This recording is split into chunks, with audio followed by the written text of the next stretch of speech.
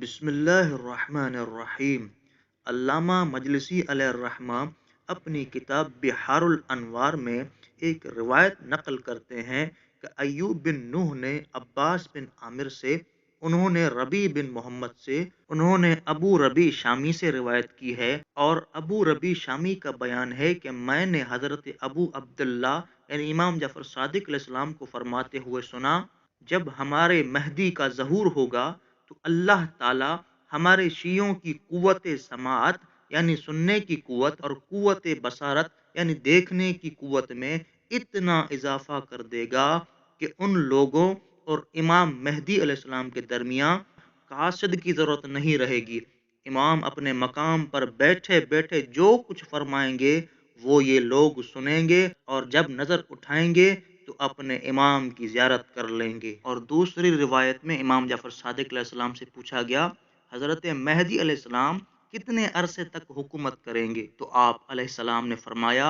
7 سال حکومت کریں گے، مگر اس زمانے میں دن اور رات اس قدر طویل کر دیے جائیں گے کہ اس وقت کا 1 سال تمہارے آج کل کے 10 سال کے برابر ہوگا، اور اسی طرح آپ کے 7 سال کی حکومت تمہارے آج کل کے 70 سال کے برابر ہوگی۔ اور جب قیامت کے آنے کا وقت قریب ہوگا تو جمادی الاخر سے لے کر 10 رجب تک ایسی بارش ہوگی کہ لوگوں نے ایسی بارش کبھی نہ دیکھی ہوگی۔ اس بارش میں مومنین کے مردہ ابدان اور گوشت کو ان کی قبور میں اللہ تعالیٰ پیدا کر دے گا، اور میں دیکھ رہا ہوں گویا مومنین اپنی قبروں سے مٹی جھاڑتے ہوئے سر نکال رہے ہیں۔ نیز مفضل بن عمر نے روایت کی ہے کہ میں نے حضرت ابو عبداللہ امام جعفر صادق علیہ السلام کو فرماتے ہوئے سنا، آپ نے فرمایا جب بلا شبہ ہمارا مہدی ظہور کرے گا تو زمین اپنے پروردگار کے نور سے ضیاء بار اور جگمگا اٹھے گی،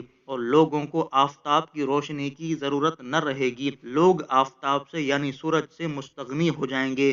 دنیا سے تاریکی دور ہو جائے گی۔ آپ کی حکومت میں ایک ایک شخص کی عمر اتنی طویل ہوگی کہ اس سے 1,000 لڑکے پیدا ہوں گے، لڑکی کوئی پیدا نہ ہوگی۔ زمین اپنے خزانے اگل دے گی، اور لوگ ان خزانوں کو روئے زمین پر مشاہدہ کریں گے، اور لوگ تلاش کریں گے کہ کوئی ایسا نادر شخص مل جائے جس کے ساتھ مالی سلوک کیا جا سکے، کوئی زکوٰۃ کی رقم لینے والا شخص نہ ملے گا، سب غنی ہو جائیں گے، اور اللہ نے جو رزق ان کو عطا فرمایا ہے وہ اس کی وجہ سے کسی قسم کے مال یا امداد کے حاجت مند نہ ہوں گے۔